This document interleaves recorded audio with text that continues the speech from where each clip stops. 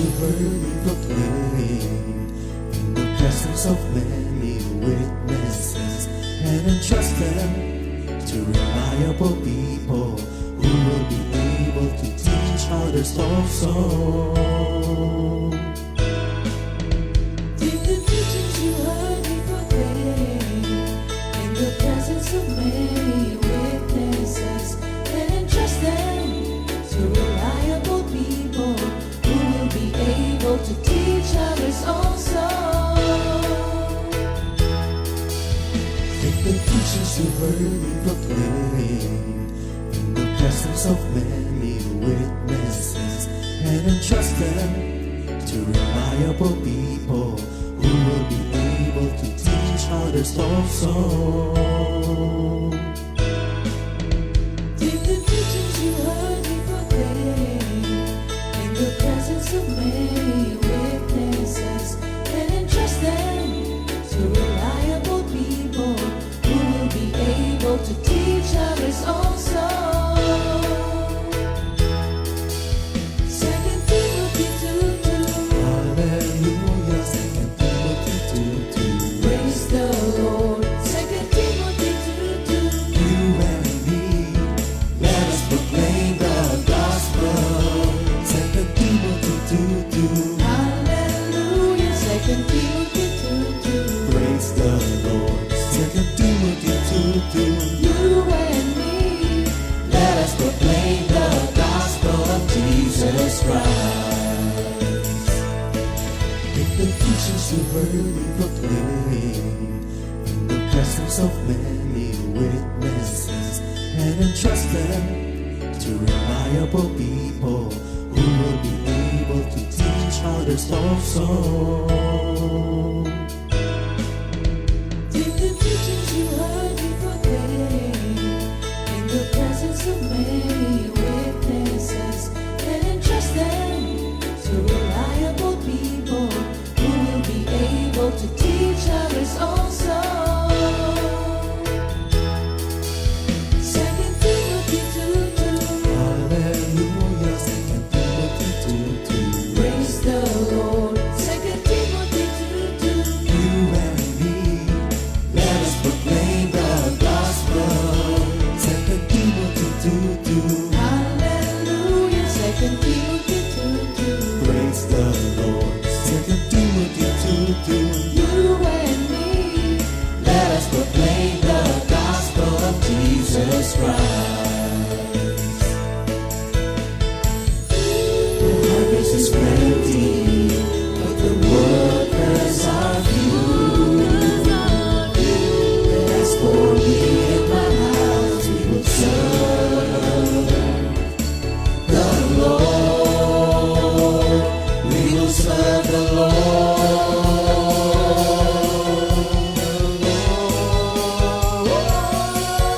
2 Timothy 2:2. Hallelujah. 2 Timothy 2:2. Praise the Lord. 2 Timothy 2:2. You and me, let us proclaim the gospel. 2 Timothy 2:2. Hallelujah. 2 Timothy 2:2. Praise the Lord. 2 Timothy 2:2. You and me, Let us proclaim the gospel of Jesus Christ. 2 Timothy 2:2. Hallelujah. 2 Timothy 2:2. Praise the Lord. 2 Timothy 2:2. You and me, let us proclaim the gospel. 2 Timothy 2:2. Hallelujah. 2 Timothy 2:2. Praise the Lord. 2 Timothy 2:2. You and me, let us proclaim, live on this day, delighting the Lord for His goodness. Let us proclaim, live on this day, delighting the Lord for His goodness. Let us proclaim, live on this day, delighting the Lord for His goodness. And His love.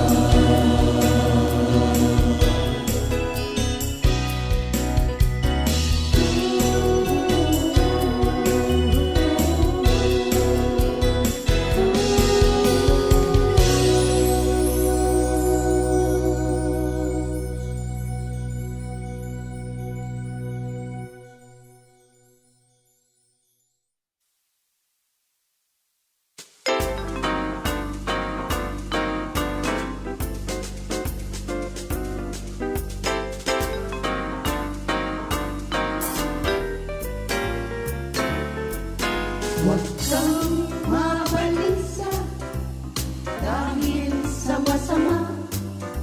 Huwag mong kaingitan, di ko nilang gawa.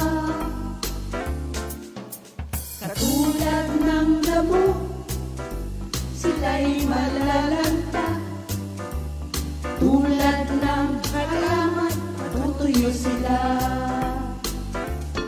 Ang lakas ng mabuti ay utos ng Diyos, at siya'y nalulugod kailanman. Siya man ay bumagsak, hindi siya mawawalay, dahil ang Panginoon ay hawak siya. Umasa ka sa Diyos, ang mabuti gawin, at mananahan kang ligtas sa lupain. Sa Diyos mo hanapin ang kaligayahan, at ang pangarap mo'y iyong makakamtan. Hawak siya, hawak siya, hawak siya. Ang Panginoong Jesus ay hawak siya, hawak siya. Siya man ay bumagsak, hindi siya mawawalay, dahil ang Panginoon ay hawak siya. Hawak siya, hawak siya, hawak siya, hawak siya. Ang Panginoong Jesus ay hawak siya, hawak siya. Siya man ay bumagsak, hindi siya mawawalay, dahil ang Panginoon ay hawak siya. Dahil ang Panginoon ay hawak siya. Dahil ang Panginoon, dahil ang Panginoon, dahil ang Panginoon ay hawak siya.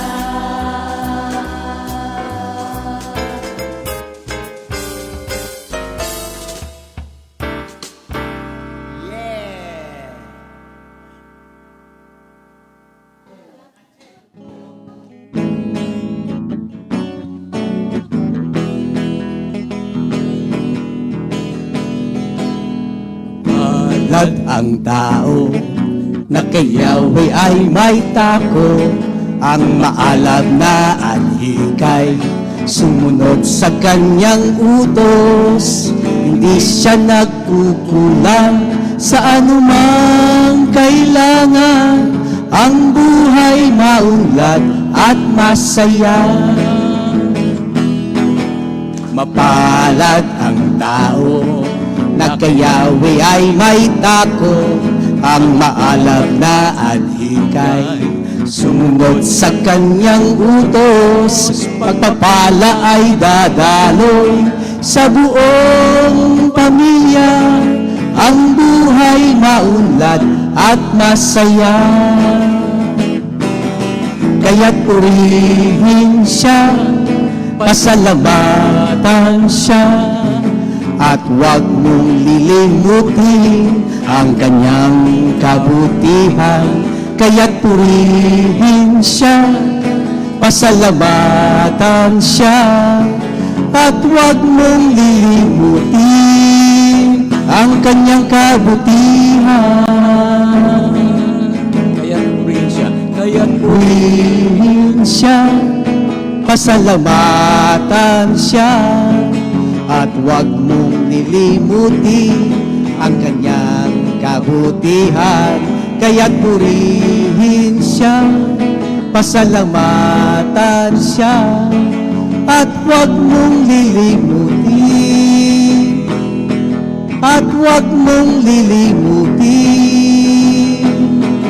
at huwag mong lilimutin ang kanyang kabutihan. Good Good morning, Jesus! Good morning mga kapatid. Purihin ang Panginoon. Thank God it's Thursday. Thank you Lord. At salamat sa Panginoon na tayo muli ay sama-sama, umaawit, nagpupuri, nagpapasalamat at muli tayong dirinig sa ating Panginoon. Ang salita niya, ang mabuting balita, ang salita ng buhay. Pero bago yon, tayo muna mag-pray, Minister Andy. Thank you, Lord. Tayo po ay manalangin, mga kapatid. Hallelujah. Praise you, Father God. Panginoong Kristo, salamat po at nandito kami. At nagpupuri sa inyo, nahahanda po na makinig at mag-aaral ang inyong salita. Salamat din po sa maagang pagising. Salamat din po sa lahat ng biyayang inyong kaloob sa amin. At naman din po ang aming pagkukulang, Lord, pagkakasala, forgive us. Use us mightily, O Lord, for your glory. Ilagay niyo po sa aming mga labi, sa aming mga dila, ang mensaheng nais yung iparating sa amin. Kayo po mag-glorify sa lahat po namin mga kapatiran na nakikinig po, nanonood. Bless them also. Thank you, Lord, sa lahat-lahat ng kabutihang ginawa nyo, ginagawa at gagawin sa amin. At kayo po ang manguna sa aming pagtitipon na ito, sa aming pong pagpapahayag ng inyong salita. We love you, Lord. We praise you in Jesus' name. Amen. Amen, amen. Yan. Sa ating memory verse of the week. Ayan. Mark chapter 9, verse 23. Jesus said to him, if you can believe, all things are possible to him who believes. Yan. Sa Sa Tagalog, may Tagalog Minister yan. Andy. Marcos Kabanata 9, talatang 23. Kung may magagawa ako, tanong ni Jesus, mangyayari ang lahat sa sino mang may pananampalataya. Amen. All things are possible with God. Amen. To those who believe. Yan. Tayo muna bumati sa ating mga kapatiran na maaga po natin kasama ngayon. Sino bang sa talaan mo dyan, si Andy? Dito po, ang nadito na una sa akin na nag-appear ay si Brother June Magigad. Ayun, si Ating Lolo Jun. co-worker. Lolo Jun, good morning Jesus. Musta na kayo dyan? At saka po si Sister Net Mercado. Yan, yan, si Sister Net, mami ni Sister Jam. Thank you, Lord. Sister Marisa Auchi. Nandito siya, no? Nandito siya, no? Okay, Oo, yan po yan. nakila Tokmo nakatira. Kasama Sister Rose. Okay. Sa St. Joseph. Ito pong isa, nasa Japan to ngayon. Sister Sino? Gina, got my time. Ay, oo. Oh, nasa Japan Saka yung siya kanyang ngayon. husband. Sister Marisa Ruraldo from Mendez. Outreach. Good morning po and happy watching mga kapatid. At maging kay Sister Yoli Dalangin, from Bulacan, Outreach. Kumusta po ang lahat ng mga taga Bulacan, mga kapatid? Good morning, Jesus. Okay, Sister Rita Mangaw is in Jensen pa rin. Hindi ko lang, Oo. Nandito na. Dumating na daw po. nasa kaibigan na. Okay, ito po Sister Carmela Tison, Sister Mila ito ng ating Mendez pa rin. Ayan, napakarami na pong naka-online mga kapatid, 46. Okay. Tama ba? Ayan, 46, 47, po. And Sister Rosie Magtibay, ating co-worker. Ito si malayo, si Tita Chay. Oo. Dalusong. Tita Chay. Nasa US. Si Nanay Seferina nandito na sa Philippines, Si Nanay Sep. Oo. Ayan, good morning. Welcome po. Saka kay Jesus, Brother good morning. Nelson. Minister Andy. Mr. Elmer at sa lahat ng mga kapatiran. Morning po, Nanay Sep. Nasa yata sila? Nasa Baguio yata eh. Malamig Oo, po dyan, nagpapalamig sa Baguio, no? Puntahan po yung doon, Stone Kingdom. Oo. Mapapalabak kayo akyatan doon. Maganda po doon. Maganda exercise at the same time. Okay. So, dito rin po, Sister Femi Carino. Ng O, si Ninang Femi. Morning po, Ninang June, ng ating Village East Village East. prayer group. Si Sister Tere Urubia from sa ating pong kaibigan. Si Eteng din, nanonood din. Si Eteng. SPC, po. Oo, si Eteng, tsaka si Mike. Mike, ka na nagpupunta rito Sir Rachel Elisher. Sister Linda Javier. Good morning po, Sister Linda. Ayan. Tsaka si Jen Hernandez, si Maring Jen. ng ating ano yan, di ba? Makaturing Kalawan. ba? Tama ba? Makaturing. Yan ba yung Jen Hernandez? Kalawan, di ba? Kalawan ba? Yung kapangalan pala, no? Okay. O baka meron din doon, Jen Hernandez. To si Sister Temi Bongo ng ating Antipolo. Kaka-birthday lang ni Sister Temi. Oo nga. Happy Happy belated po, no? birthday, Sister Temi. Ito, Sister Nanay Ami Salgado ng ating Marcelo Marcelo Prayer Group. Bikutan. No. Morning po. Sister Lorna Sister- Pehi. Yan ang ating Mendez. ating Mendez. Si Sister Resi Lirak Belmonte. Ay, asawa niya to, Yung asawa ni ni Brother Brother Gary. Okay. Good morning, Jesus. May prayer meeting na uli sa kanila. Oo, di ba, may na-receive sa Mandaluyong, sa labas. No? Okay, sa labas. Okay, sa labas po, sa labas. Thank you, Lord. Kay Sister Judith Cruz ng ating Tumana. Marikina, Tumana, prayer group. Thank you, Lord. Sister Melby Tungkab. Okay, ng Baguio City. Thank you, Lord. Ayan, yung ating mga kapatiran ay nandiyan po. At binabati namin lahat ng kapatiran natin, North, East, West, Saan ka South. ba nakaasa yung Brother Andy? Ngayon, sa ano po, sa Lipa, sa Bulacan. Batangas? Sa Batangas. Sa Batangas outreach po. So, binabati din po natin ang mga taga Padre Garcia, ang Lipa City, ano po, Cuenca, Batangas, andyan din po ang San Jose, Batangas, ang Katandala, at saka po ang Batangas City proper. Yan po ang coverage ng ating gawain doon sa, ano po, yung sentro po yan kasi ang Batangas po, mayroon din tayo sa southern part at mayroon din po sa sentro, kami po yung nasa sentro, may northern part pa po yan, mga kapatid. Ano? Malawak pala, no? Malawak. Halos po ay, ang buong Batangas ay, mayroon na po tayong mga Thank you, branches doon. Thank you, Lord. Minister Elmer, saan ka assign ngayon? Dito sa Maynila. Yun, sa Manila, ano po. Yan, Monday kanya-kanya to po tayong, Saturday. gawain sa Oo. Panginoon. Good morning, Jesus, sa aking mga kapatiran, sa mga napupunta akong mga prayer meetings, sa St. Joseph, sa Karangalan, sa Village East, sa Marikina, sa Justinville, sa BF Resort, sa Deo, sa Escondo. Yan. Magandang umaga sa ating lahat, mga kapatid. At hello din kay Tita Ku. Thank you, Lord. Tuwing kami nagpe-prayer meeting, sumasama si Tita Ku sa online namin, na Escondo. Dahil nasa San Pablo si Tita Ku.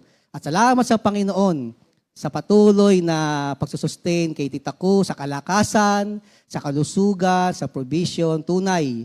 Nag-glorify yung Panginoon sa kanyang mga nararanasan sa kanyang buhay. Tita Ku, Tito Jim, yan. Good morning. Ayan, mga kapatid. Okay.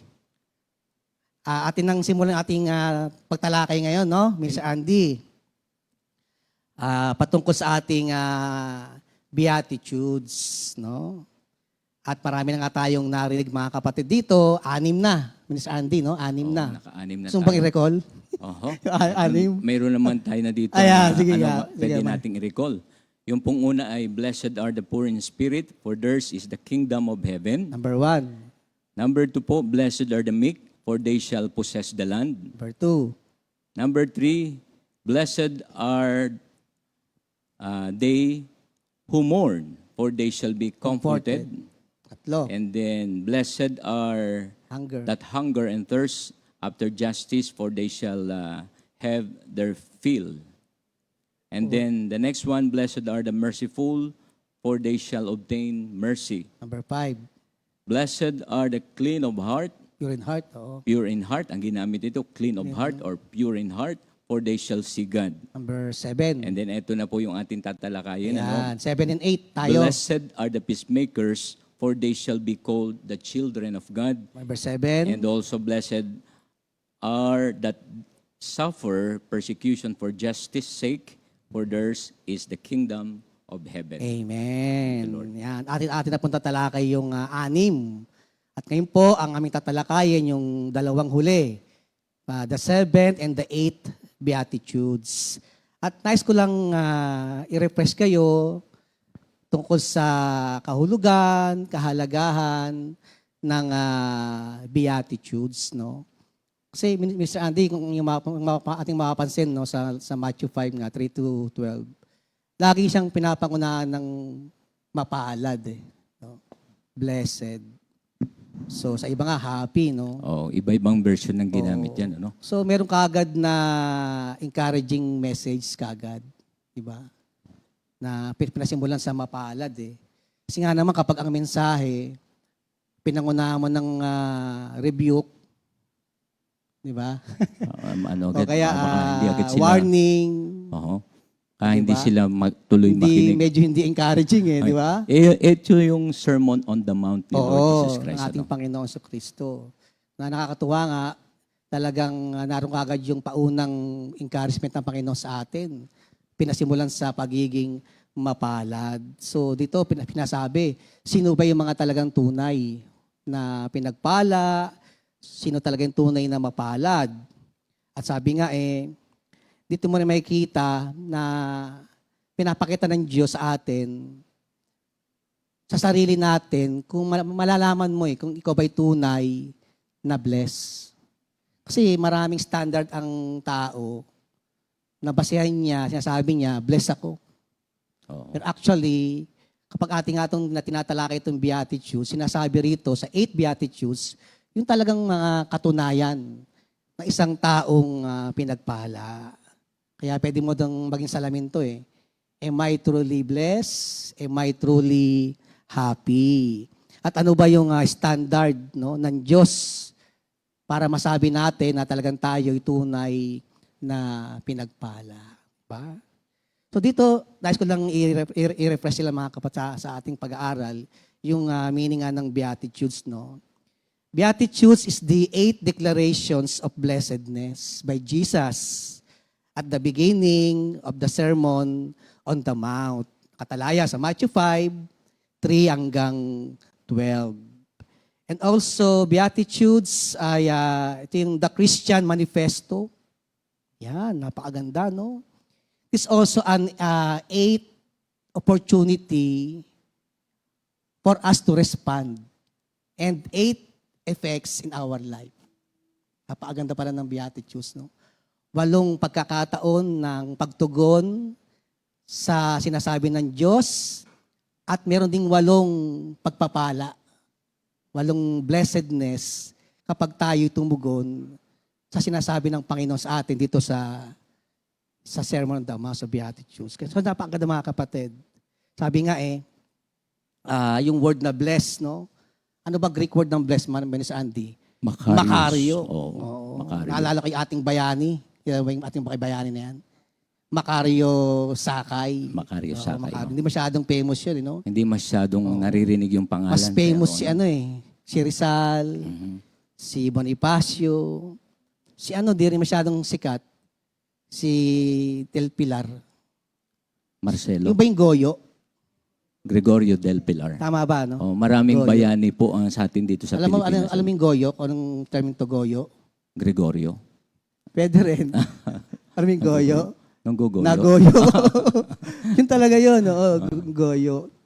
Hindi masyadong famous si Gregorio del Pilar, pero yung mga time napanood ko nga siya sa Netflix, medyo madugo pala yung niya, yung istorya ni Gregorio del Pilar, no? Oo.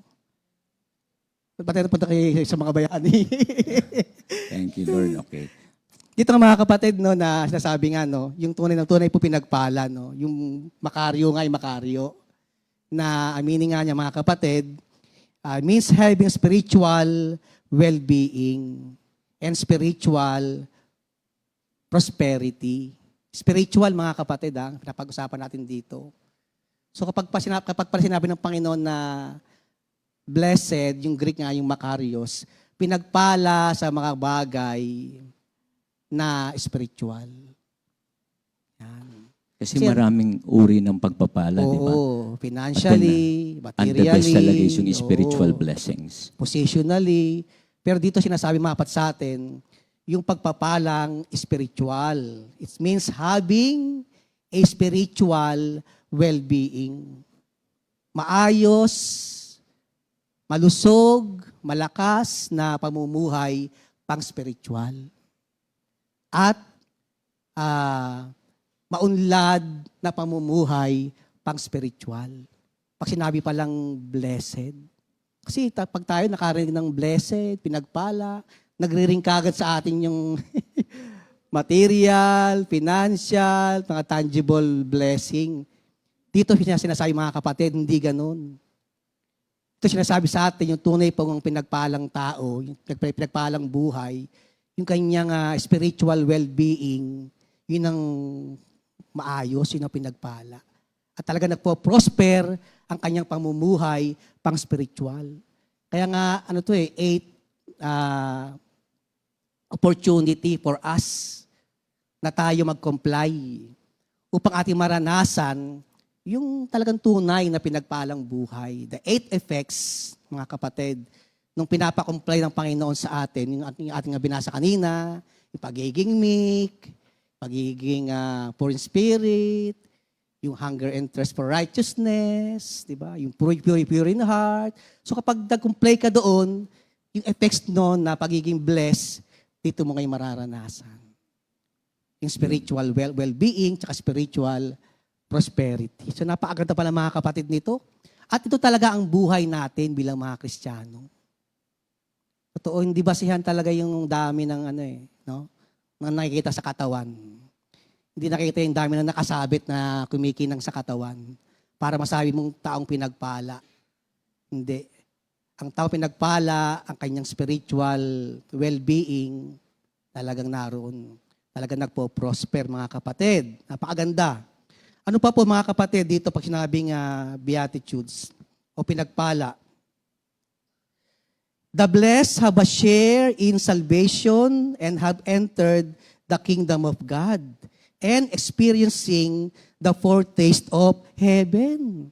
Yan mga kapatid, napakagandang kahulugan ng tunay na tao pinagpala. Sabi rito, siya'y nakabahagi na sa kaligtasan at nakapasok na sa pamumuhay sa kaharian ng Panginoon at nararanasan na niya yung, ano ba yung foretaste? Miss Andy? Natikman na o Yun. nalasahan niya na. Para bang ano yan? Pagka nakakain ka Please. sa isang masarap na restaurant, di ba? Kasi yung taste, good taste of it. Yun Hindi ba lang yung- parang nababalitaan mo. Talagang Oo, naranasan mo. nalasahan mo. Oo, yung Kaya foretaste of babalik-balikan. Kaya tunay, no? Sa lupa pa lamang, tayo mga Kristiyano, mararanasan mo na Dito pa yung lang sa lupa. pamumuhay sa langit, yung buhay na blessed, buhay na pinagpala. Napakaganda mga kapatid. And the Beatitudes describes the ideal disciple. Wow. Yan pala. Sinasabi rin mga kapatid dito, yung tunay na, di ba pag sabing disciple, anong Greek word ng disciple? Matetes. Matetes. Sa- Matetes. Bagay, learner, Oh, mga learner. kapatid. So sabi nga rito, it describes the ideal disciple. Kung baga, dito pinapakita yung isang Kristiyano na tunay na naturuan, natuto sa Panginoon. Kasi totoo, bisan may mga Kristiyano, makikita mo, parang hindi disciple eh. Parang di natuto. Parang ganun, di ba? Parang di learned. So sa Beatitudes, pag nakita mo yung buhay niya rito, masasabi mo, ito yon ang tunay na disciple, tunay na napanuto sa ating Panginoon. It describes the ideal disciple, the ethics of those who call themselves Christians. Salamin pala to, itong Beatitudes, salamin. Para malaman mo talagang tunay tayong Kristiyano. Na tinatawag mo sarili mong Kristiyano, ito mga kapatid. Ito yung ethics of those who call themselves Christians. Similar to the 9 fruits of the Holy Spirit. Napakaganda, no? Kaya sabi ko una, nung pinapag-aralan ko, sabi ko parang lagi mo na nababasa to, napapag-aralan, pero malalim pala yung pinapaabot ng Panginoon mga kapatid sa atin dito. Talagang tayo nire-remind ng Diyos ng pagkakatawag ng Panginoon sa atin bilang mga tagasunod niya, bilang mga Kristiyano. Sabi nga, similar to the 9 fruits of the Holy Spirit which should be reflected in a Christian. Dapat talaga mahayag, makita sa ating pamumuhay Kristiyano. Kaya mga kapatid, no, medyo talagang mahalaga at importante na ating muling pag-aralan, balik-balikan itong ating Beatitudes, mga kapatid. Para tayo laging napapagtibay, na-encourage, na laging mamuhay, mga kapatid, ayon sa standard na sinet ng Diyos sa atin. Upang ating maranasan yung pangako niya, yung blessed, yung makaryo, talagang spiritual well-being and spiritual prosperity. Amen, amen. O ngayon mga kapatid, Thank you, Lord. amin natatalakayin yung dalawang huli. Akin yung pang-7, kay Minister Andy yung Pang-8. huli, yung pang-8. Okay. Akin mo nang babasahin, mga kapatid, yung aking isi-share sa inyo. Sa Matthew 5, verse 9. Tutuwa ako kay Brother Bong. Nasa kitchen si Brother Bong, no? Pagpasok ko ng kitchen kanina para humingi ng tubig na mainit, kinote kagad niya. Matthew 5:9. Kabisado ni Brother Bong eh. Tagalog Mapalad ang mga tao na gumagawa ng daan sa ikapagkakasundo. Sila'y tuturing ng mga tunay na anak ng Diyos. So napakaganda, no, mga kapatid, no? Mapalad daw yung mga tao na gumagawa ng daan sa ikapagkakasundo, sapagkat ituturing silang mga tunay na anak ng Diyos. It is a mark of a true Christian. Yung verse 9. So madaling po lang may kilala. No? Yung tunay pong anak ng Diyos. Ano? Sabi? Peacemaker. Peacemaker. Maraming tao, lagi natin naririnig, peace lover. Ano ba yung peace lover? No, mapagmahal siya sa kapayapaan. Paano Isa ba? naman peacemaker. Paano ba yung peace lover, Minister Andy? Sa ano mo? Ako, ang pagkaunawa ko sa peace lover, gusto niya lang lagi nadodoon nasa sa kalipunan ng laging may kapayapaan. Gusto niya walang gulo. Ayun, I love peace. I love Parang peace. Kanya, Yung isa naman gusto peacemaker. yung absence of trouble. Mhm. Pero hindi ganun eh. Hindi man pwedeng mangyari yun eh. Di ba, John 16, this world, punong-puno ng Paguluhan. Oo eh. Pero marami peace lover lamang. Meron pa, peacekeeper. Oo. Ayun. Related din siya. Ang isa peace lover, ang isa naman peacekeeper, meaning siya yung Taga-tago. Taga-preserve lang. You know? preserving. Ito pag-aaralan natin is Ito peacemaker. maganda. Okay. At dapat talagang ating maunawaan na eto tayo. Yung pagiging peacemaker. Kaya napakaliwanag yung sinasabi. No?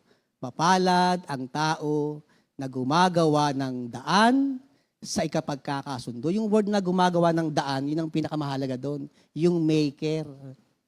No? Kasi minsan merong tao, ano ba ang kabaligtaran ng maker, yung peacemaker? Peace. Troublemaker. Galing Troublemaker. talaga, no? Trouble. Hindi peacemaker eh. Troublemaker. No? Kaya mahalaga pala ito, mga kapatid, sa atin. No? Ito pagiging peacemaker. It is a mark of a true Christian. Alam nyo, sa ating dumang buhay, kung babalikan natin, sabi nga ni Minister Andy, hindi tayo peacemaker. Palaaway nga tayo eh. We are a troublemaker. At minsan nga, may mga tao sa ating lumang buhay, yan ang laging hinahanap. Gulo. Mga kapatid, totoo. Ngunit salamat sa Panginoon. Nung tayo ay nanampalataya, nanalig sa Panginoon, binago ng Diyos ang buhay natin. 2 Corinthians 5:17, di ba? When anyone is joined to Christ, he is a new being, the old is gone, a new life has begun, na bagong buhay natin. We reconcile back to God. Tayo ay nakapanumbalik sa Panginoon. At tayo ngayon, na mga nakapanumbalik sa Kanya, may tinatawag na tayong obligation. Lagi natin naririnig na Ministry of Reconciliation. Na tayo ngayon ang magpapagamit sa Panginoon.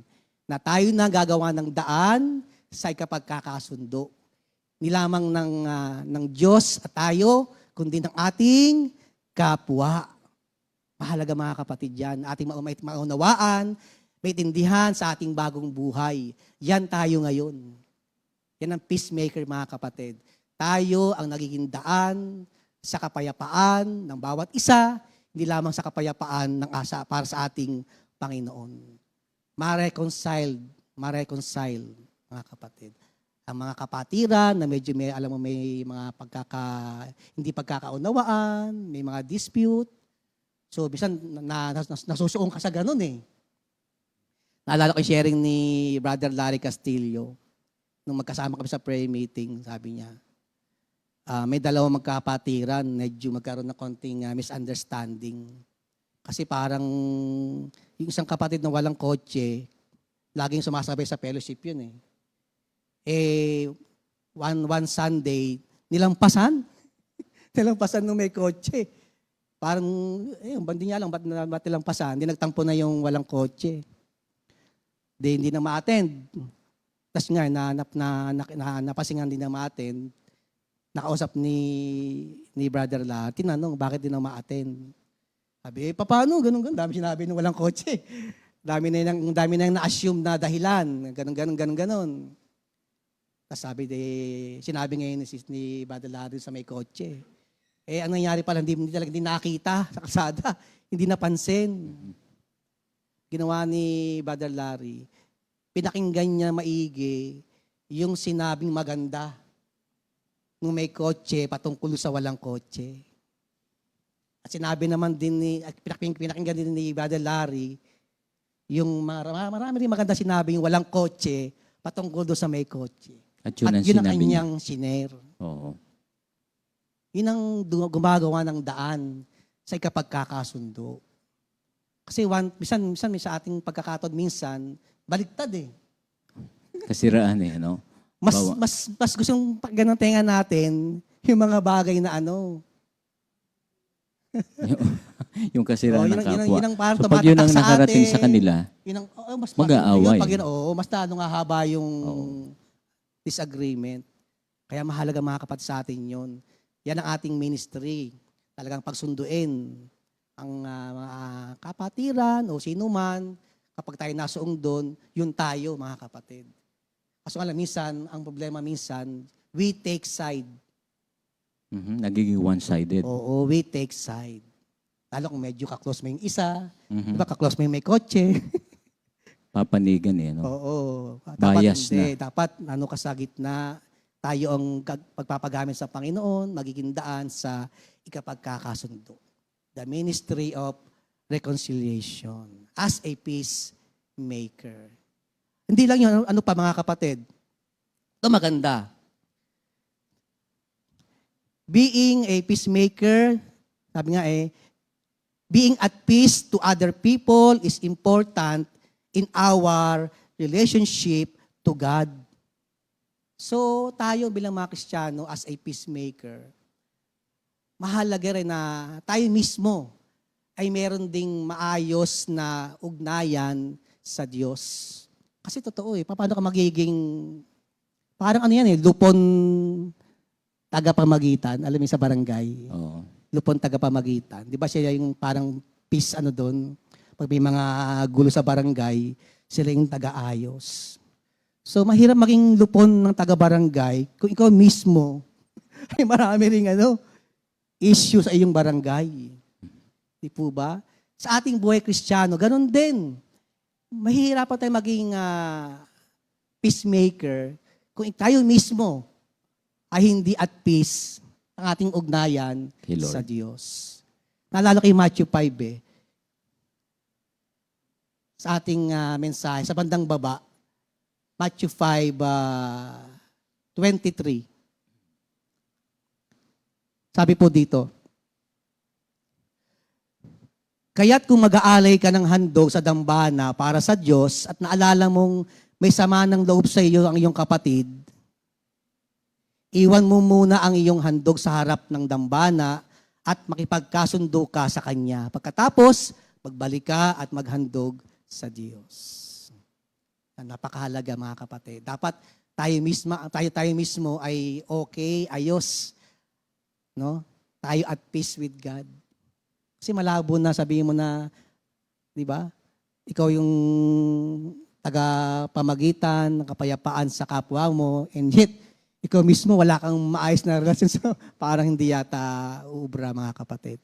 So bago ka maging peacemaker, pinakauna mga kapatid dyan, dapat tayo mismo muna-una ang may mapayapang ugnayan sa ating Panginoon. Napakahalaga mga kapatid dyan. At di lamang yon, being at peace with other is also wise. Ating tuloy mga kapatid sa verse 20, sa Matthew 5, verse 25 to 26, sabi rito, kung may ibig magsakdal sa iyo, makipag-ayos ka agad sa kanya bago makarating sa hukuman ang iyong kaso. Diba, nabalitaan mo, meron isang tao na medyo hindi magandang damdamin sa iyo, nalaman mo. Sabi rito, makipag-ayos ka agad sa kanya bago makarating sa hukuman ang iyong kaso. Dahil kung hindi, ay dadalhin ka niya sa hukom at ibibigay ka nito sa tanod at ikukulong ka naman sa bilangguan. Kasi mga kapatid, ang mga taong matatalino, pag may mga ganong masalimot na bagay kaagad, mabilis siyang mag-response sa kapayapaan. Hindi ba yung pinagtatagal pa? Di ba? Minsan may ganun eh.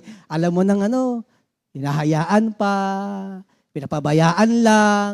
Hindi. Sabi rito, makipag-ayos ka agad. Quick. Di ba? Bilisan mo na makipag-ayos agad. Kasi pagka pinatagal mo, maraming pwedeng mangyari. Sabi nga rito, baka makarating sa hukuman ang iyong kaso, di ba? Dadaling ka sa tanod. And then sa bilangguan. Yun, makukulong pa. Pag nalaman ko pala may sala. Kung sa unang basada pa lamang nalaman mo, mabilis kang nag-respond kaagad, di ba? Na maging na-settle ka agad. Oo, Hindi na humantong sa mas makipag-peace ka agad. malala pang Napakaganda. sitwasyon. Yun ang mga taong wise.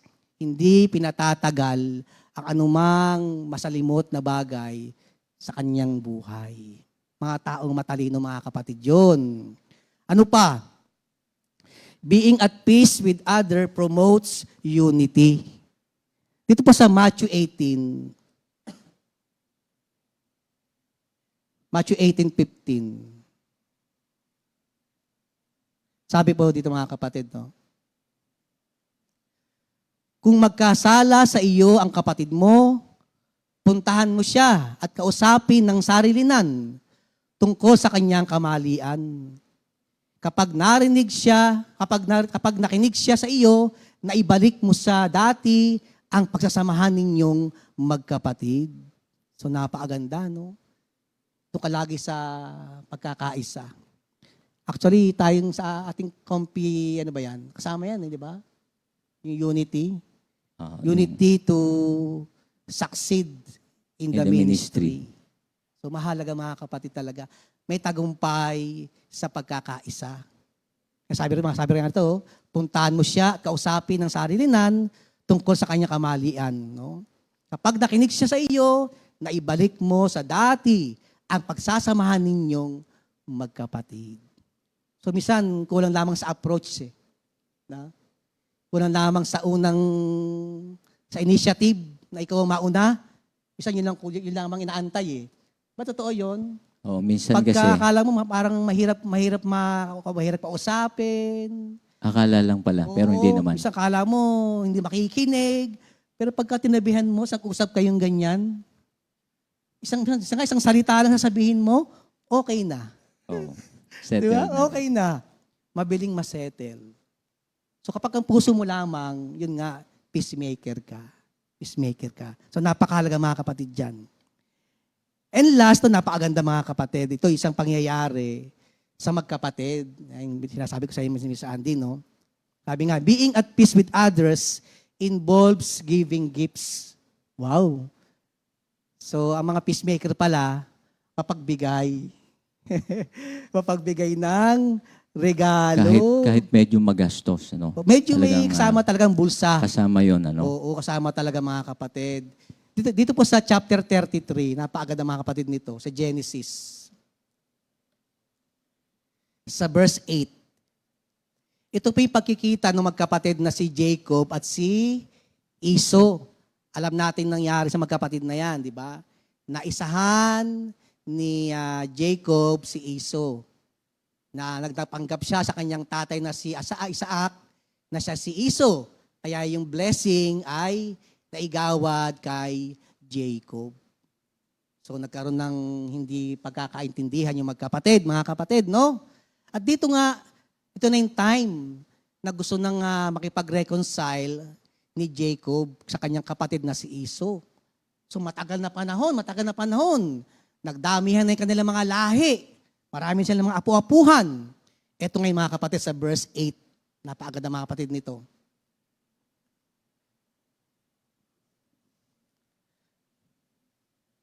Ano naman ang mga kawan na nasa lubong ko? Tanong ni Esau. Kasi nakita niya yung yung flock ng herds ni Jacob eh.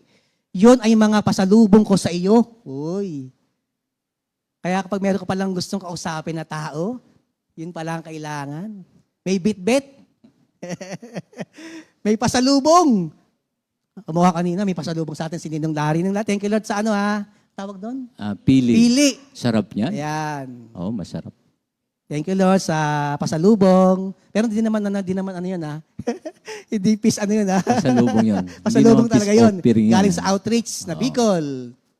Yun ay mga pasalubong ko sa iyo. Sagot niya. Verse 9. Ngunit sinabi ni Esau, sapat na ang kabuhayan ko. Sa iyo na lang yan. Sinabi ni Jacob, hindi. Para sa iyo talaga ang mga yan. Tanggapin mo na kung talagang ako'y pinapatawad mo. Pagkakita ko sa mukha mo at madama ang magandang pagtanggap mo sa akin, para ko na rin nakita ang Diyos. Wow! Ganun pala ang mukha ng mga tumatanggap ng kapayapaan. Pag nakita mo pala yung mukha niya, para nakita niya ang mukha ng Diyos. Totoo nga naman. Nag-glow. Kasi yung ayaw tumanggap ng, di ba, meron ng humingi ng dispensa. Tapos ayaw pa rin. Iba mukha talaga. Hindi mukhang anghel. Hindi maipinta, no? Hindi mukhang anghel. Pero dito nakita ni Jacob, pagbigay niya ng gift sa kapatid niya, sabi niya, para nakita ko ang mukha ng Diyos. Kaya tanggapin mo na ang regalo ko sa iyo. Naging mabuti sa akin ng Diyos. Hindi ako kinapos sa anumang bagay at hindi niya tinigilan si Esau hanggang sa tanggapin nito ang kanyang kaloob. Talagang pinagpili talaga ni Jacob na tanggapin yung gift ni Esau. Verse 12, sige, umalis na tayo at ako na ang mauuna sa inyo, sabi ni Esau. Sinabi ni Jacob, ang mga batay mahina pa, inaalala ko rin ang mga tupa at bakang may bisiro. Kung tayo magmamadali para makatipid ng isang araw, baka naman mamatay ang mga ito. Mabuti pa, mauna ka na at kami susunod sa inyo. Sisikapin ko namang bilis-bilisan ng lakad hanggang kaya ng mga hayop at bata at mag-aabot din tayo sa Seir.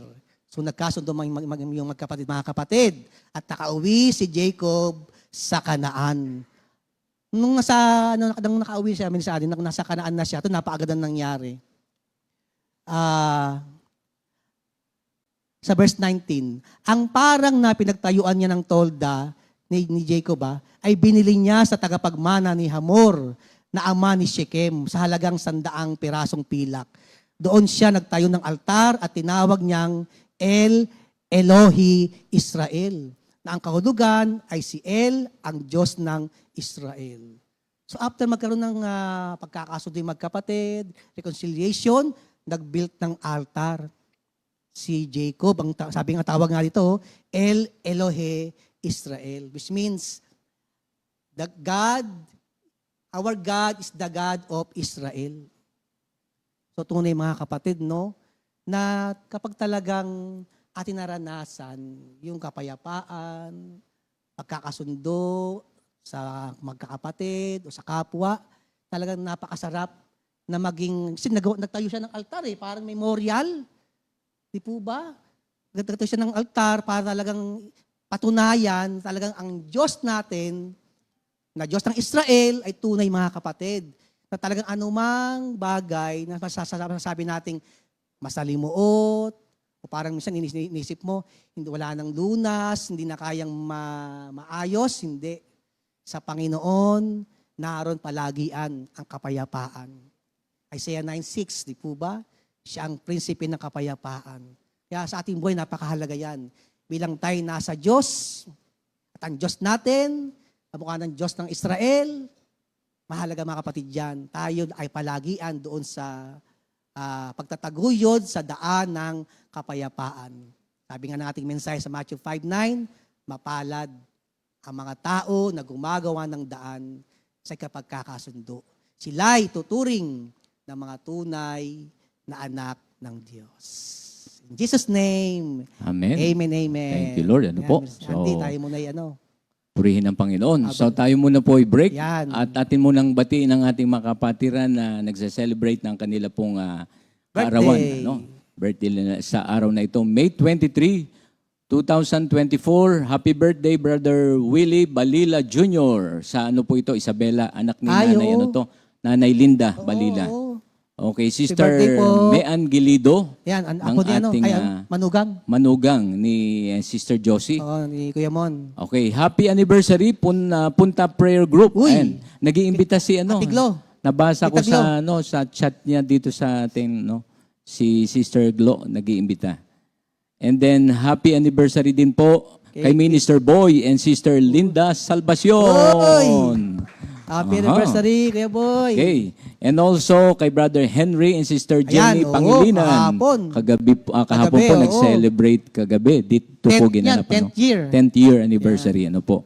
And belated happy birthday po kay Brother John and Anniversary. Belated happy anniversary. Ano po. Kay Brother Joyce. John and Sister Joyce Anak Garcera. ni ni Cecil Tevez. Oo, tama. Ito.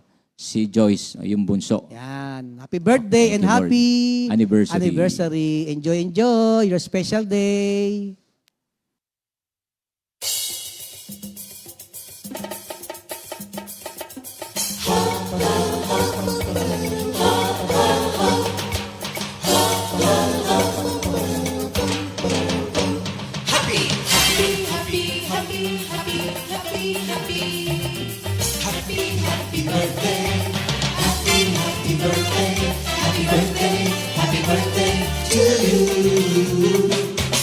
Happy anniversary, happy anniversary, happy, happy, happy anniversary. Happy anniversary! May the good Lord bless you, may the Lord's light shine upon you. Happy anniversary to you. Happy, happy birthday to you.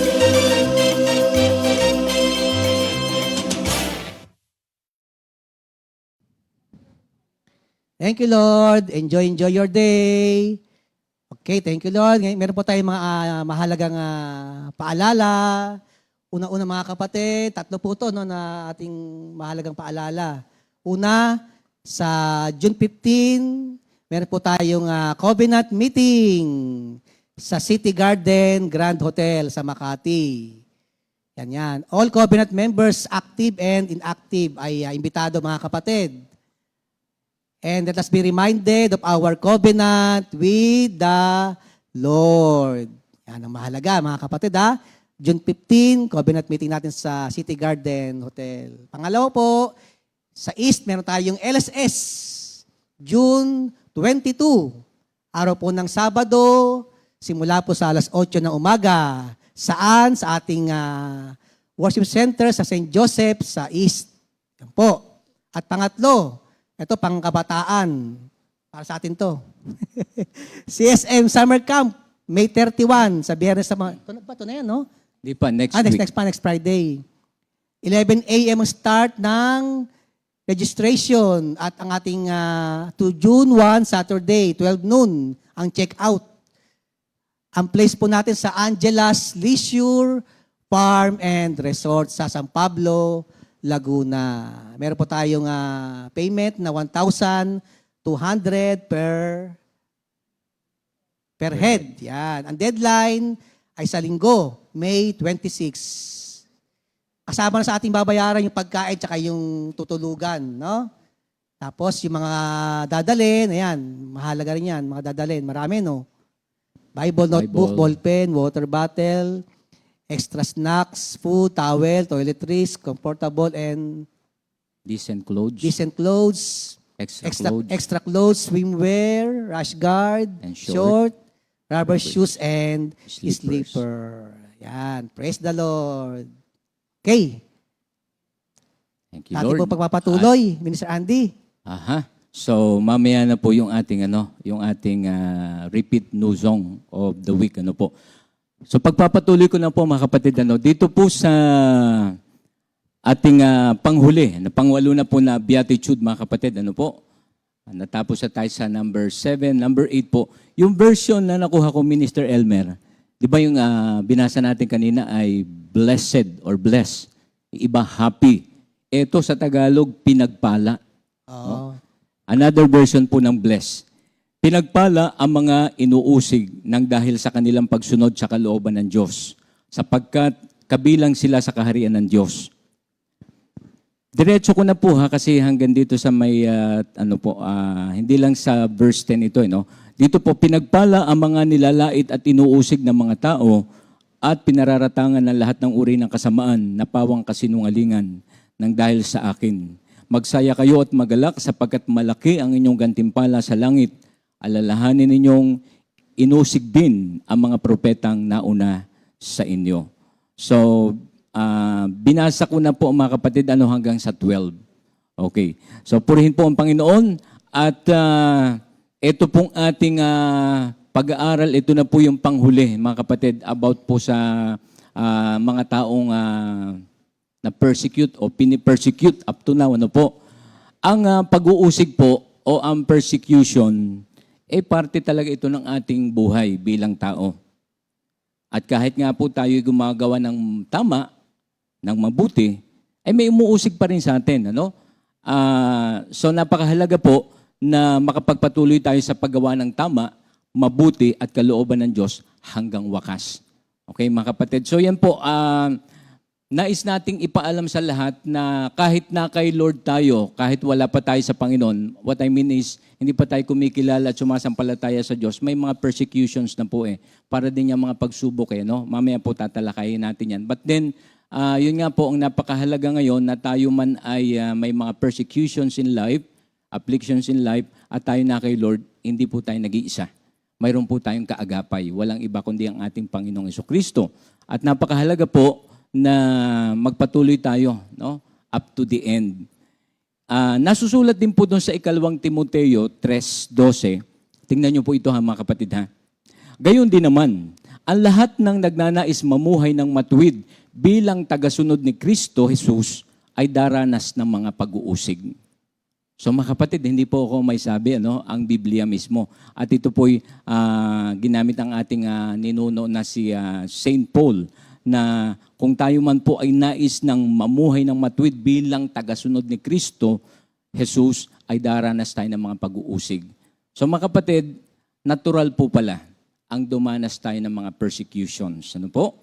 So, doon po sa may mga maling pananaw, kasi minsan, akala ng iba, Minister Elmer, bed of roses No? Ang mahalaga nga sabi nga dyan, we are persecuted for righteousness sake. Yun ang ating napakaganda pong binibigyan din dito. Kasi totoo na mayroon talagang public, yung social, political, spiritual injustices Yan, sa buhay natin. Napakalawak pong Oo, talakin. kaya- Pero napakaganda niyan, Minister Elmer, na kung tayo man ay nagkakaroon ng mga persecution sa lahat ng areas Dalawa na kasi ang persecution, di ba? For doing wrong, and wag ka doing magtaka. what is right. O consequence ng maling pamumuhay. Yun. Pero pinaka-the best nga rito, kaya pinagpala, kasi kahit na ginagawa mo kalooban ng Panginoon, and yet, yun nga, nangyayari pa rin yung inuusig ka, papalad ka pa rin. Dahil kalooban ng Panginoon at kasama sa ating buhay Kristiyano yan. Na Okay talagang po. may mga injustices, saan mang larangan ng buhay ng tao. Ayun po, Mapa-social, mapa-spiritual. Minsan, mas matindi ito mga sa spiritual. Oo. Saka ito, minsan, yun mismong kasambahay. Pray-pray meeting ka dyan. Oo. Oo. Mauusigin Naalala talaga ko tayo. si Nanay Huling Tapang.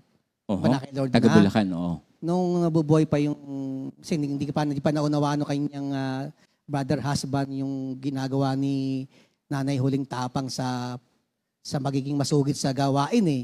One time, hinabihan siya ng kanyang brother husband. Huwag kang umalis, mag-prayer meeting. Pagka nag-prayer meeting ka, pag uwi mo rin sa bahay, sarado. Tsaka sa ilalim ng table matutulog. Oo. Pas pinili ni Nanay Huling na Mag-prayer meeting. sumawat sa mga manggagawa, sumasama yun eh. Oo, Sa mga nag-outreach, prayer meeting, oo.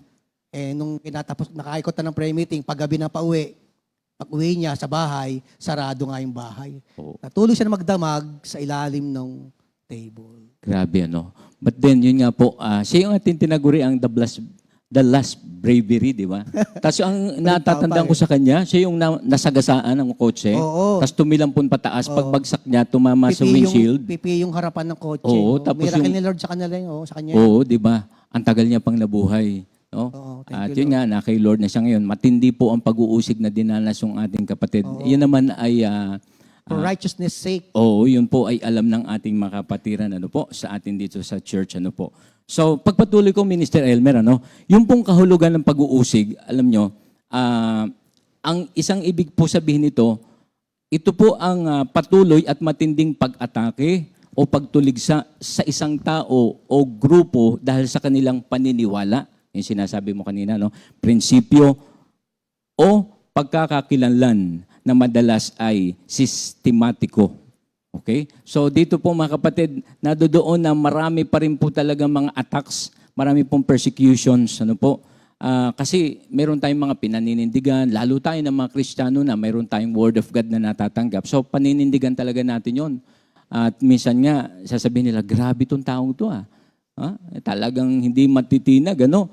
Another po, ang persecution din po, or persecution, ano? Sa Tagalog nga nakalagay, pagpapahirap, pagmamalupit, no?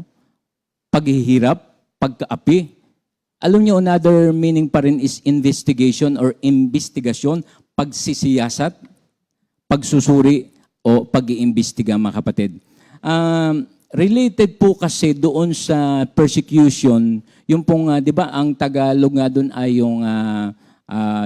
yung pong sa persecution, mga kapatid, related po dito yung salitang nilalait. Di ba? Pagka tayo po ay nilalait, alam niyo yung English yan is revile. Tapos pag tinignan po natin ang ibig sabihin ng revile is to insult something, someone, to revile at something. So makita po natin ito mga kapatid, kapag ka nadoon po yung, bukod sa tayo pinipersecute at tayo rin po nilalait ng ating mga kapwa, nadoon po ang criticism, ano? To criticize someone strongly or say unpleasant things to or about. Nadoon po na minsan ang hirap i-handle niyan, no? Lalo tayo ay nasa kalipunan ng mga mananampalataya, lalo kung yan po ay magkakaharap tayo. Ang hirap i-handle po niya mga persecutions na yan. And natatandaan ko nga po, meron kasing mga criticism, may mga persecutions, pero alam nyo, may criticisms na humahantong po sa ikatutuwid at ikabubuti. Meron namang criticism na patungo sa pagbagsak. No po? But then, doon tayo. Alam natin na mayroon mang nagkikriticize whether we like it or not, or kung hindi man natin nagustuhan ang criticism, ang persecution sa atin, ang paglait sa atin. Ang mahalaga po ay makapagpatuloy pa rin po tayo. Doon po kasi sa 1 Peter 2, alam nyo, doon sa verses 19 up to 21, tingnan nyo po ito Sapagkat kapuri-puri ang pagtitiis ng parusa kahit walang kasalanan. Ito yung sinishare mo kanina, Minister Elmer, no? Bilang pagsang-ayon sa kalooban ng Diyos, may pagmamalaki ba ang magtiis ng parusa kung ito ay dahil sa paggawa ng masama? Hindi. Ngunit, kung magtiis kayo ng hirap sa kabila ng paggawa ninyo ng mabuti, pagpapalain kayo ng Diyos. Oh?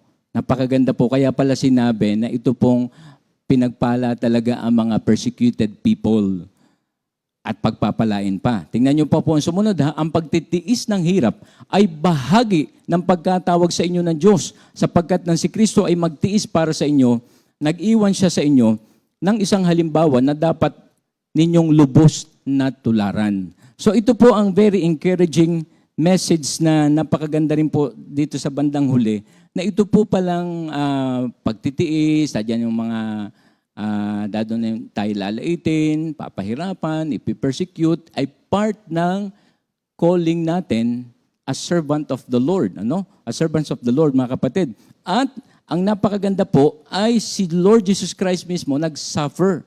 So tayo rin, kung mag-suffer, actually, nararapat nga lang si Lord nga, supposedly, hindi siya kailangan mag-suffer. But then, because of His love for us, He suffered. No po? And not only nag-suffer, kundi in-offer niya pa yung buhay niya for us to be saved.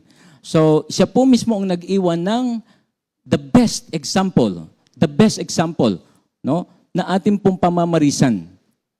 Kaya mga kapatid, mamaya nga makikita pa natin, even yung pong mga early Christians and even the prophets suffered for the gospel's sake. Ano po?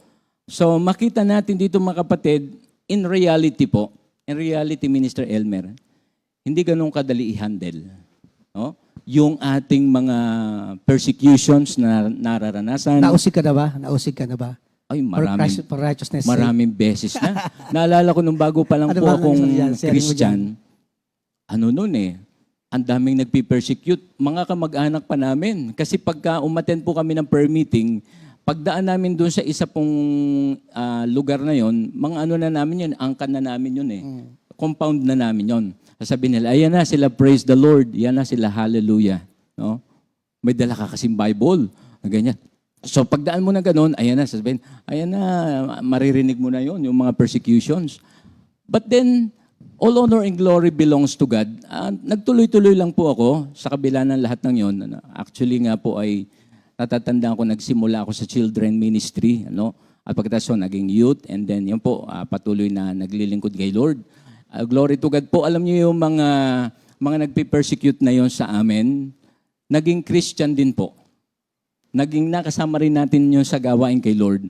And actually, ang marami po doon ay talagang tumanggap kay Lord, mga mahal namin sa buhay, mga tito, tita, mga pinsan po. At ngayon po, naglilingkod kay Lord. Yung iba naman na kay Lord na, meaning kinuha na ng Diyos. Pero alam nyo, nanatili po ako doon. Hindi ako nag-react negatively. What I did is, thank you Lord. Nung una po parang may inis ka, magagalit ka, Itong mga taong to, walang magawa kundi mag-persecute. Pero alam niyo po, nung bandang huli na, nung sinasabi nila, yan na, sila praise the Lord, hallelujah. Alam niyo, alam mo, Minister Elmer, ang naging pananaw ko doon, at least ka ako, nakakapagsabi sila ng praise the Lord, kahit nag-persecute or nagmamak. So hanggang sa, ang sabi ko, Lord, na what touch them also. At dumating po yung time na nakasama po natin sila sa gawain kay Lord. Ano po? Naalala ko rin noon, nung bago-bago ako sa ministry. Kasi galing ako sa lugar na mabarkada sa QC, sa Pulog. Lahat ng tropa ko doon, puro mga, ewan ko, basta mga Kasi anong nalaman na lang nasa ganito ang gawain, hindi sila makapaniwala. So, nung nalaman ng nag-worker ako, dahil ko naririnig ng mga mga salitang mga talagang panunuya, pagmamak, So inaaya ko lang sila dahil hindi man nila naunawaan siyempre yung gawain ng Diyos. Tapos meron akong kaibigan doon na police. Isa rin yun na na lagi akong inaasar ba. Dadaan ako sa praise the Lord! Gaganon bigla yun. Hindi po, si Ding Dong, Doriaga. Best friend ko yun Nung wala ako kay Lord, best friend ko yun. Dahil kami nagiinuman nun, meron kaming disperas ng birthday niya, Dahil laging police yun. Dahil nalaman niya nasa ministry na ako. Siyempre, police yun. Alam mo ng mga police, makastig yun di nalaman na sa gawain. One time, tinawagan ako, pinapunta ako sa birthday niya. Nung nasa birthday na niya ako, haba ng table, puro alam mo na, siyempre, puro mga polis yun, lahat yun. Puro mga alak, lahat. Dumating ako, tas pag-upo ko sa table, di ka dalawang bote. Alam naman niyang nasa ako nasa renewal na ako Oh. Parang nanadya talaga, ganon. Oh, takal mong takal mong hindi napapakita, sabi ganon. daming mga pulis eh. Nakita. Tapos birthday pa niya. Eh siyempre, kay Lord ka, ang gagawin mo ngayon? Inumin mo kaya yon? Anong ginawa mo? Anong ginawa mo? Sabi ko, Ding, pasensya ka na. Sabi ko, alam mo naman na dati ganyan tayo, pero ngayon hindi na tayo nagaganyan. Sabi ko, pag nagpunta lang ako dito, para talaga makita mo, dahil birthday mo. Di tumahimik. Inawakan yung 2 bote. Kala ko papalo sa akin eh. Sabi sa akin, ginanon. Tuloy mo na yan. Tuloy mo na yan. So tayo minsan nasusubok sa mga ganong bagay. Di ba? Na ang mahalaga talaga tayo mga Kristiyano, we must take a stand. Lalo sa mga ganong pagkakataon na tayo sinusubok, inuusig sa ating pagtupad sa kalooban ng Panginoon. At kapag nakita ng Panginoon yung puso natin, magugulat ka, ang Diyos talaga ang nagkokontrol ng sitwasyon. Akala mo lang minsan may iniisip ka na baka ganito mangyayari, hindi. Kaya nga itong ating yung sinishare ni Minister Andy, ito yung Beatitudes na panawagan to sa ating mga Kristiyano na tayo ay lagi maging willing to suffer for Christ's sake. Yan ang medyo tayo mababaw no? Yung willingness to suffer for Christ's sake. 'Di ba? Tayo lamang lagi willing for the blessedness, for the prosperity, for the blessing. Pero ito mahalaga to. Pinagpala rin to mga kapatid. Blessing din to. Kapag tayo ay willing to suffer doing righteously, doing righteousness, doing the will of God. Pinagpala rin mga kapatid yun. Hindi po kalugihan yun. Kapag ginawa natin yan na tayo ay namuhay, sa kabila ng mga panunuya, sabi nga ni Mr. Andy, panunuya, panunukso, lahat pa. For Christ's sake, tayo ang pagpapalain ng ating Panginoon. Alam mo, nangyari sa kaibigan kong pulis, pag may problema yon, tumatawag sa akin yun. Oh, yun ang magandang hanggang resulta. ngayon, yung respeto sa pagiging manggagawa ko, naroon, di nawala. Thank you, Lord. Simula nung pangyayaring yun, mga kapatid.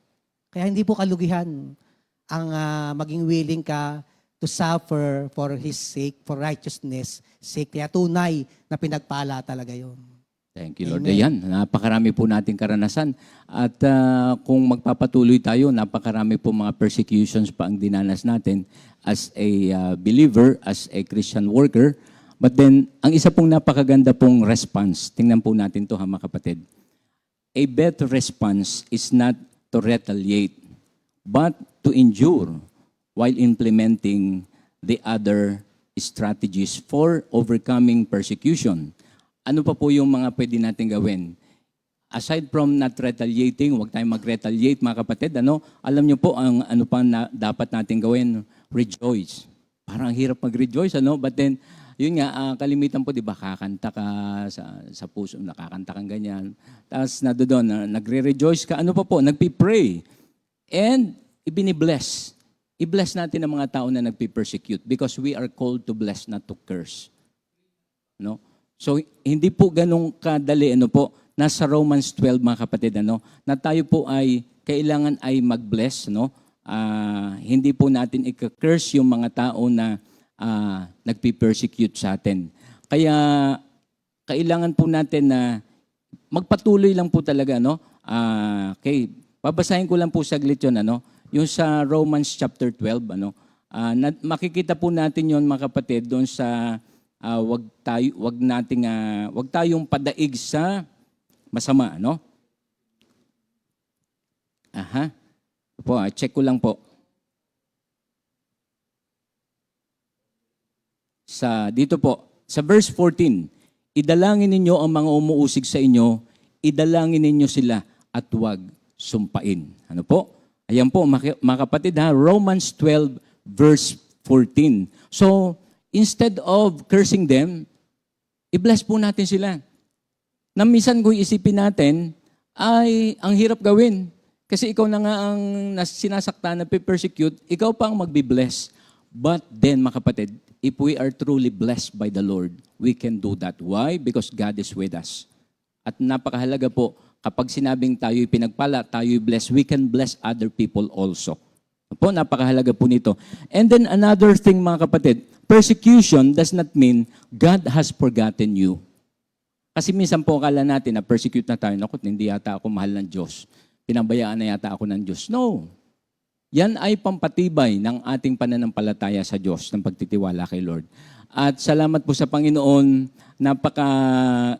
napaka-bless po natin na tayo ngayon ay may ganitong mga pag-aaral at mayroon tayong mga salita ng ating Diyos na napanghahawakan.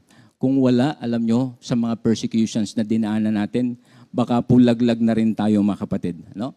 Baka wala na rin tayo. Pero alam natin na yun nga po mayroon po kasing nasasaad na reward dyan mga kapatid. Di po ba? Sa lahat po ng mga pinipersecute at nilalait, di po ba mayroong kasing reward na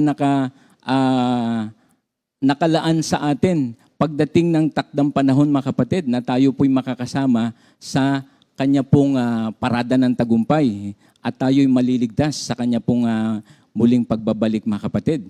Ano po? So, doon po sa Philippians 3:10, no? Ang tanging hangarin ko ngayon ay lubusang makilala si Kristo, maranasan ang kapangyarihan ng kanyang muling pagkabuhay, makibahagi sa kanyang paghihirap, at maging katulad niya sa kanyang kamatayan. Umaasang ako man ay muling bubuhayin mula sa kamatayan, magpatuloy patungo sa hangganan. Hindi sa nakamtan ko na ang mga bagay na ito, hindi rin sa ako'y ganap na, ngunit sinisikap kong makamtan ang gantimpala, sapagkat ito ang dahilan kung bakit ako'y tinawag ni Kristo Jesus. Ni Kristo Jesus, mga kapatid, hindi sa pinapalagay ko na nakamit ko na ito, ngunit isang bagay ang ginagawa ko. Habang nililimot ko ang nakaraan ay sinisikap na marating ang layuning nais kong makamtan, magpunyagi at patungo sa hangganan upang makamtan ang gantimpala ng pagkatawag sa akin ng Diyos sa pamamagitan ni Kristo Jesus. Ang buhay na hantong sa langit. Ganyan ang dapat maging kaisipan nating mga matatag na sa pananampalataya. Kung hindi ganito ang inyong pag-iisip, ipapaunawa yan sa inyo ng Diyos. Ang mahalaga, ang panghawakan natin, ang ating nakamtan na. O di po ba mga kapatid, no? Yung ating mga nakamtan na mga blessings, hindi na po natin kayang bilangin. Ako po personally, I cannot tell them all. Kanta po yun, no? Hindi na natin mabilang. So, pagka maalala mo yun, oo nga Lord, bakit ba magigibin ako sa temptation na to, sa persecution na to? Di po ba lalo tayo nagiging matatag? And after all, di po ba, nawa po, makarating tayo sa finish line with flying colors, mga kapatid. And bago ho ako tapos dito po sa sharing na ito, gusto kong awitin yung isang awitin na binigay sa akin ni Lord. Actually po, glory to God, maraming songs na binigay na sa akin si Lord. In God's time po, ay maririnig din natin to. Pero ito po yung isa na gusto kong awitin kasi related po sa topic. Amen. Po. Thank you, Lord. Pwede naman akong sabayan ni Minister sige, Elmer. Habang umaawit po tayo. Thank you. Alam nyo rin po ito kasi na-launch na rin po ito. Thank you, Lord. Yung Panginoong Jesus, ikaw ay tunay.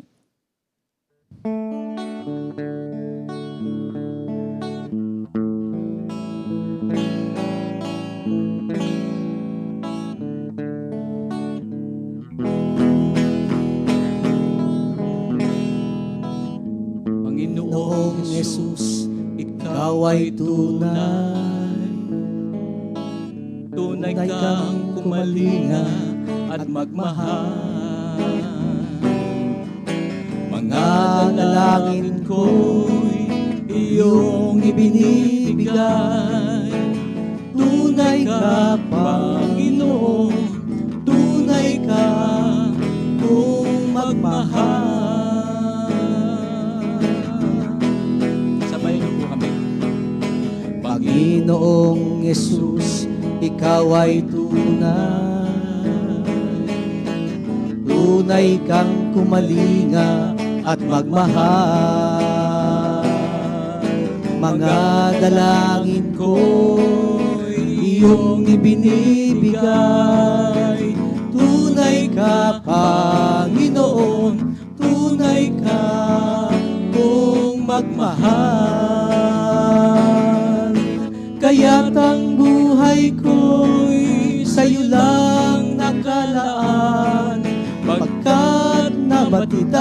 iyong kalooban. Oh Jesus, salamat sa iyong pagmamahal. Ang buhay ko'y sa iyo lamang nakalaan. Kaya't ang buhay ko'y sa iyo lang nakalaan. Pagkat nabatid ang iyong kalooban. Oh Jesus, salamat sa iyong pagmamahal. Ang ako'y nabubuhay, pupurihin ko'y ikaw.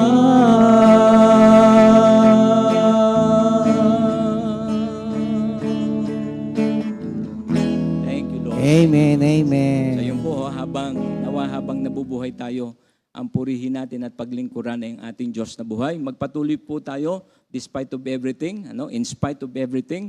Doon po sa 2 Corinthians 2:14, nagtagumpay dahil kay Kristo. Ngunit salamat sa Diyos at lagi niya kaming isinasama sa parada ng tagumpay ni Kristo dahil sa aming pakikipag-isa sa Kanya. At sa pamamagitan namin, pinapalaganap ng Diyos sa lahat ng dako ang mabangong halimuyak ng pagkakilala sa Kanya. Thank you, Lord. Also in Isaiah 41 verse 10, ako'y sa iyo, huwag kang matakot. Ako ang iyong Diyos, hindi ka dapat mangamba. Palalakasin kita at tutulungan, iingatan at ililigtas. Minister Elmer. Amen, amen. Purihin ng Panginoon. Yan. Tunay, itong ating tinalakay na 8 Beatitudes. These are characters that pleases God, and it describes a true blessed Christian. Yan. Tandaan niyo mga kapatid yan. Yung 8 na yan, mga pag-uugaling Kristiyano yan. At dyan ang talagang pagpapakita ng tunay na pinagpalang Kristiyano. Yung mga tao makamundo, the worldly people, will disagree sa Beatitudes, di po ba? Pero mga kapatid, dito nga, the worldly people will disagree with Christ's description of blessedness, but it will remain true. Kahit sabihin mong ayaw nila, yan ang katotohanan, mga kapatid. Na talagang ang Diyos ay laging concern yan sa ating karakter bilang mga Kristiyano. God major on character. Yan ang lagi niya gustong makita sa buhay natin, yung katangian ng ating Panginoon Kristo.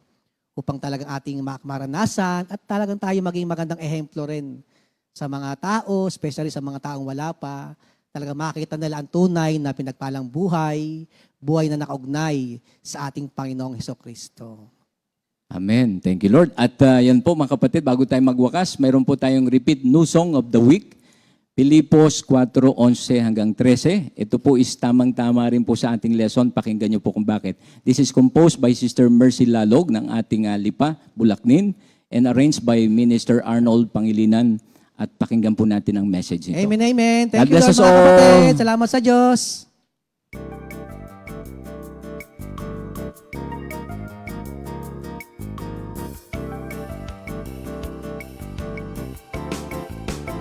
Ang lahat ng ito'y magagawa ko,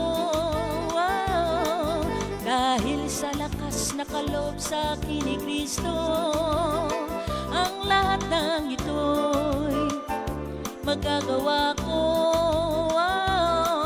dahil sa lakas na kaloob sa akin ni Kristo. Natutuhan ko ng masiyahan, ano man ang aking kalagayan. Naranasan ko ang maglikahos, naranasan ko rin ang managana. Natutuhan ko ng harapin ang anumang katayuan, ang mabusog o magutom, kasaganan o kasalatan. Ang lahat ng ito'y magagawa ko, dahil sa lakas na kaloob sa akin ni Kristo. Ang lahat ng ito'y magagawa ko, dahil sa lakas na kaloob sa akin ni Kristo. Natutuhan ko ng masiyahan, Ano man ang aking kalagayan, naranasan ko ang maghikahos, naranasan ko rin ang managana, natutuhan ko ng harapin ang anumang katayuan, ang mabusog o magutom, kasaganan o kasalatan. Ang lahat ng ito'y magagawa ko, dahil sa lakas na kaloob sa akin ni Kristo. Ang lahat ng ito'y magagawa ko, dahil sa lakas na kaloob sa akin ni Kristo. Dahil sa lakas na kaloob sa akin ni Kristo. Dahil sa lakas na kaloob sa akin ni Kristo.